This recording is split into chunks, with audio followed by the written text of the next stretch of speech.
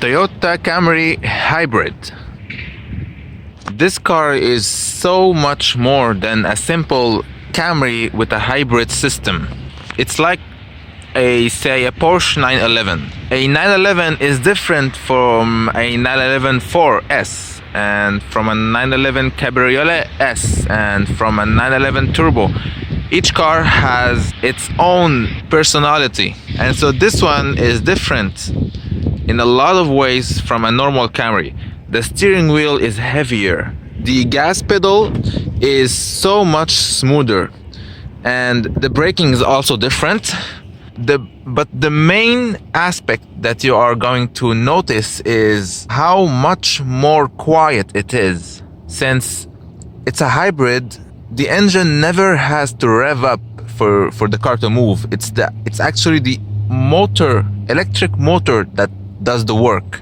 Basically, the engine never revs up more than 1000 RPM or even 700 based on the sound. This is really a car to try. And today, they're not that expensive. For example, this one was about 4K Canadian dollars. It runs like new. It is so quiet, in fact, that you can hear yourself thinking. And if your thoughts are quiet enough, you can even hear the electric motor working. It basically sounds like future.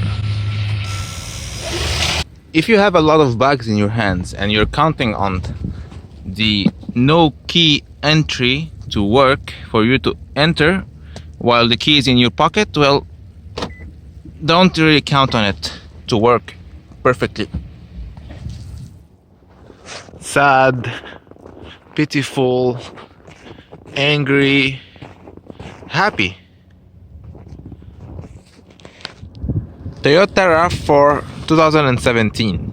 The first thing that will come to your mind is, how is this RAV4 going to look like this one 20 years from now? It is such a refined car that is hard to believe it's basically a cheap car for average people with common paychecks. I'm not just talking about options. Sure, you can get heated seats, you can get leather, you can get sunroof and stuff like that, but I'm really speaking about quality. This car speaks quality. Sure, it doesn't come with an app that shows you the windshield wipers speed you just selected.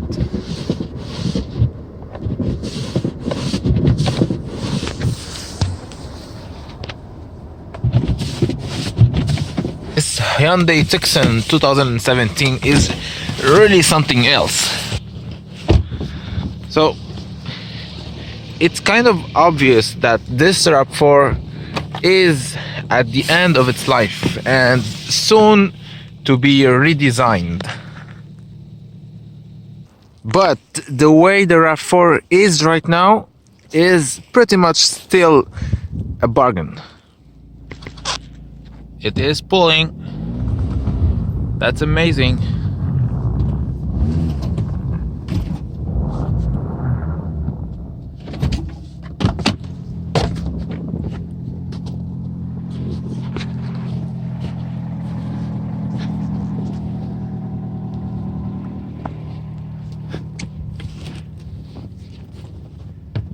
Seriously, not bad. The latest Toyota Corolla. I have been driving it for now about a day and I have nothing to say about it. Before driving it, all I knew was that they were trying to make it look sportier, to make it drive better than the previous model. Honestly, after trying it, I can say that this car is still boring, but it's a beautiful, stable, boring car to drive. Don't get me wrong, it drives very well. It's, as I said, very stable. It's basically the next generation Toyota Corolla. This one I always used to feel like you could not take on corners very fast, otherwise the steering wheel doesn't really follow your decisions precisely. But this one, everything has been fixed. It drives like a car should drive. It feels comfortable. It does everything right, but it's not perfect in any way. On the S variant, you have paddle shifters, which are convenient. You have a touch screen, and everything is black finished, beautiful plastic. It's a nice place to be. The seats are definitely sports seats. They're a good match in this kind of Toyota Corolla.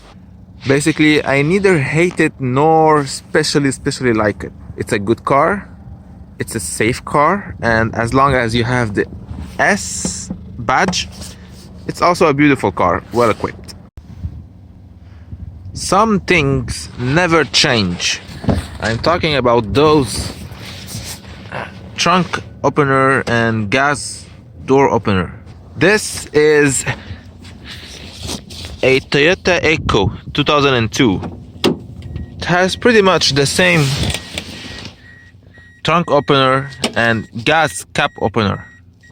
At least once you open the trunk, you find out that it's kind of usable, big enough for stuff.